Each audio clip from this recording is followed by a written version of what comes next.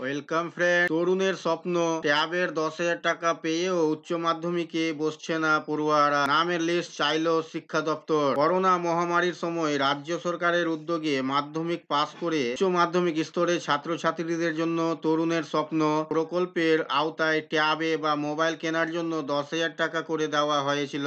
এই প্রকল্পের উদ্দেশ্য ছিল অনলাইনে পড়াশোনা করতে ছাত্রছাত্রীদের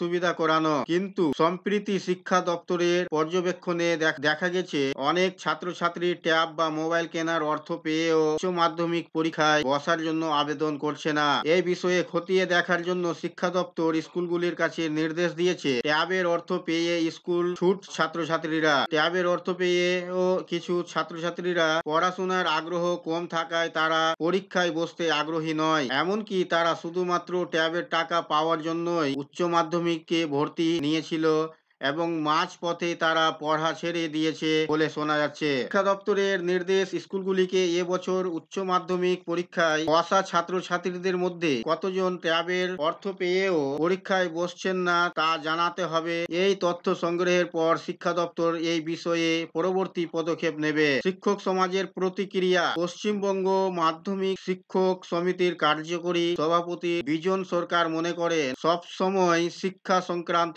বিষয়কে নেতিবাচক দৃষ্টিভঙ্গি থেকে না দেখে ইতিবাচক দৃষ্টিভঙ্গি থেকে দেখা উচিত। হয়তো তরুণের স্বপ্ন প্রকল্প একটি বিশেষ সময়ের মধ্যে দিয়ে শুরু হয়েছিল, কিন্তু আচমকা তা বন্ধ করে দেওয়া একেবারে যুক্তিযুক্ত নয়। কোভিডের পরবর্তী সময়ে দেশ বা সারা বিশ্বের পড়াশোনা অনেক বেশি প্রযুক্তি নির্ভর হয়ে গিয়েছে। কোনো গরিব এবং প্রান্তিক পরিবারের ছেলে মেয়ে যাদের মোবাইল বা ট্যাব কেনার পয়সা নেই, তারা সরকারি অর্থে মোবাইল বা ট্যাব কিনে বড় পরীক্ষার জন্য নিজেকে প্রস্তুত করতে পারবে। প্রযুক্তি তাকে সেই জায়গা করে দেবে। বিষয়টিকে এভাবে দেখলে ছাত্রছাত্রীদের জন্য বিকল্পটি যুক্তিযুক্ত মনে হবে। এই ছিল বন্ধুরা আজকের এই ভিডিও আপনাদের জন্য। আশা করছি ভিডিও আপনাদের কাছে খুব তথ্যমূলক। ভিডিও ভালো লাগলে অবশ্যই লাইক করবেন, শেয়ার করে আপনার সকল বন্ধুদের সাহায্য করবেন, আর চ্যানেলটিতে নতুন হলে সাবস্ক্রাইব করে পাশে থাকা বেল আইকনে ক্লিক করবেন। আবার দেখা হবে পরবর্তী ভিডিওতে।